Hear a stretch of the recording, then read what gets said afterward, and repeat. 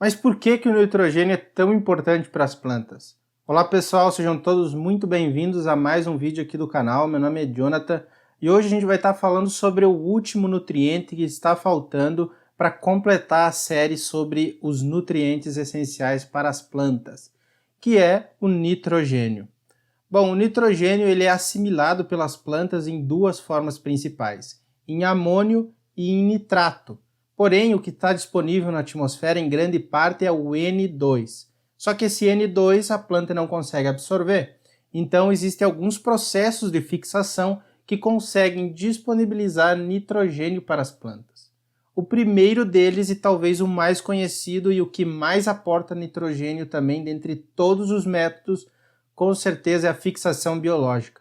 Mereceria só um vídeo falando sobre a fixação biológica e suas características, mas basicamente são micro-organismos, bactérias, principalmente do gênero Rhizobium e Bradyrhizobium, que se associam com as raízes das leguminosas e transformam o N2 atmosférico em amônia, em NH3. Porém, esse NH3 ele também não é facilmente assimilado pelas plantas, então se necessita de outras bactérias para transformar essa amônia em amônio e também em nitrato, e então as plantas consigam absorver isso.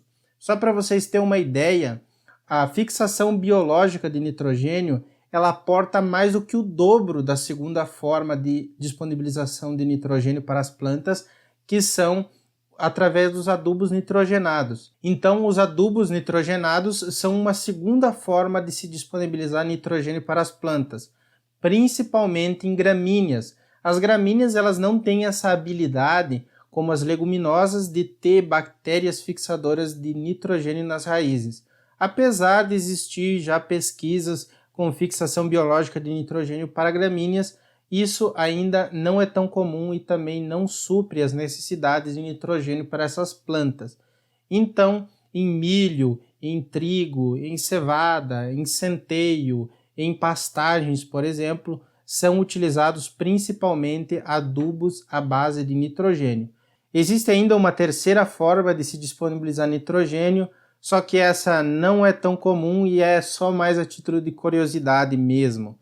Existe através de raios, através de tempestades, e essas descargas elétricas elas conseguem unir o N2 atmosférico com o oxigênio presente nesse lugar e formar óxidos à base de nitrogênio. E isso vai ser disponível ou disponibilizado no solo. Porém, essa forma de disponibilizar nitrogênio realmente é pouco significativa e depende muito das condições climáticas da região, se chove muito, se tem muitas tempestades, enfim. Então essa, a título de curiosidade, é uma terceira forma de disponibilizar nitrogênio. E então as suas funções no metabolismo das plantas.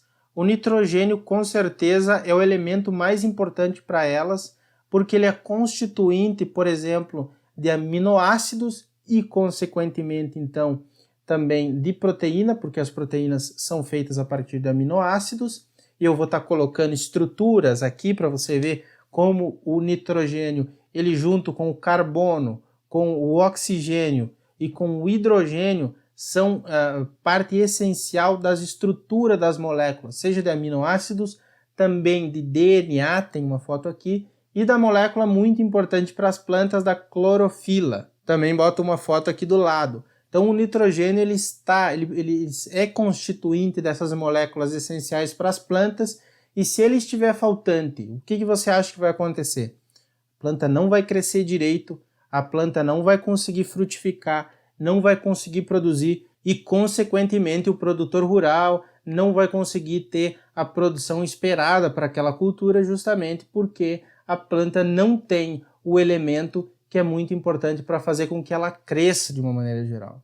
Então, assim, o nitrogênio ele é adubado em baixas quantidades, ele afeta, então, na produção de proteínas, ele afeta o crescimento da planta, ele afeta também a questão de frutificação e de floração. Mas em excesso ele também pode ser ruim, ele pode produzir muitas folhas e no momento do desenvolvimento da frutificação, da floração da planta, ela pode produzir mais folhas ao invés ele está partindo para a parte reprodutiva. Então, um excesso de nitrogênio também pode ser prejudicial para as plantas. Então, os sintomas da deficiência de nitrogênio nas plantas. Eu boto as fotos aqui do lado para você ir acompanhando. As folhas elas ficam com uma clorose generalizada, geralmente na parte mais baixa das plantas. Isso porque o nitrogênio ele consegue se translocar bem no floema. Então, o nitrogênio das partes mais velhas eles vão ser redistribuídos para as partes que estão crescendo, para as partes que estão desenvolvendo, e os sintomas vão aparecer principalmente nas folhas mais velhas. Esses sintomas nas folhas mais velhas, lembrando, são características de elementos que têm uma fácil mobilidade no floema. Então, principalmente o nitrogênio, o fósforo e o potássio, o NPK, né? Existem outros efeitos, como uma redução de produção de proteína, né? Por exemplo, em soja, que se requer muita proteína, que ela tem um alto teor proteico, uma deficiência de nitrogênio pode ocasionar também uma redução então da proteína, uma redução de crescimento geral da planta, a planta fica menor, a planta não consegue crescer. Então as folhas elas também ficam mais claras e elas podem inclusive senescer, elas podem cair. Isso porque o nitrogênio ele é componente da clorofila, e sem clorofila a planta vai ter essas características, esses sintomas de deficiência. Então, questão de adubação com nitrogênio. É muito comum, existem muitas pesquisas também relacionando as mais diversas culturas à adubação com nitrogênio.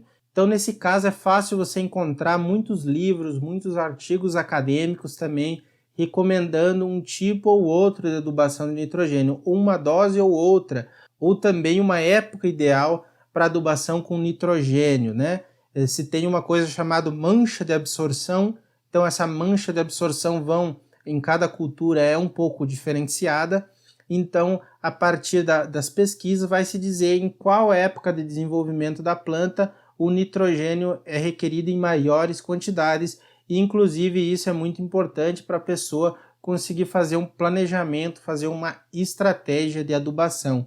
Então isso você consegue encontrar facilmente na internet para fazer adubação para uma determinada cultura. E os adubos à base de nitrogênio, já falei anteriormente, são principalmente então ureia e sulfato de amônio. Existem ainda outros adubos foliares à base de nitrogênio, porém como o nitrogênio ele é requerido em grandes quantidades em grande parte das culturas, esse adubo à base de nitrogênio foliar ele não vai ser tão eficiente porque ele não vai suprir todas as necessidades de nitrogênio para as plantas, porque a capacidade de absorção das plantas via foliar ele é significativamente mais baixo do que o via raiz, né, o via solo. Existe ainda uma outra forma muito comum de disponibilizar nitrogênio, que são através dos adubos orgânicos.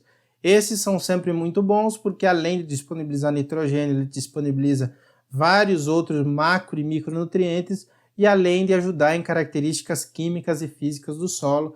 Então, para todos os nutrientes e também para a saúde do solo, um adubo orgânico é uma boa pedida. Obrigado, pessoal, por assistir esse vídeo. Eu deixo na descrição sempre o meu contato e também recomendações de leitura, também de cursos que você pode fazer para se aprofundar mais nessa área e para você também saber fazer as recomendações adequadas de adubação. E eu fico por aqui, até um próximo vídeo. Tchau, tchau!